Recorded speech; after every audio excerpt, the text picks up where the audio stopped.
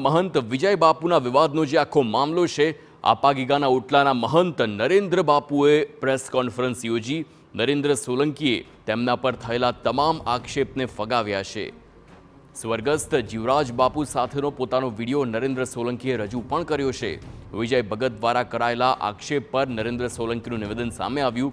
જીવરાજ બાપુ અગાઉ મારા કેરેક્ટરનું સર્ટિફિકેટ આપી ચૂક્યા છે એવું તેમણે જણાવ્યું છે।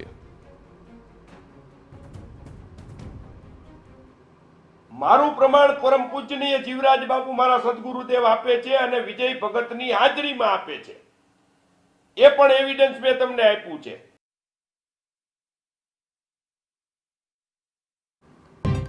તો નરેન્દ્ર સોલંકીના વિજય ભગત પર વળતા પ્રહાર, વિજય ભગતની શારીરિક તપાસ કરવાની પણ માંગ કરી છે।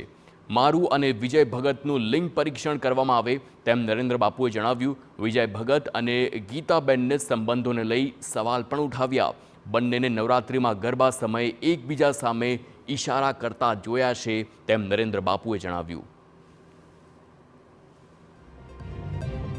સમગ્ર પ્રી પ્લાનિંગ કરી અને તમે સત્તાધારની જગ્યાને પચાવી પાડવા માટે આવેલ વ્યક્તિ છો એ હું કાલ પુરવાર કરવાનો છું।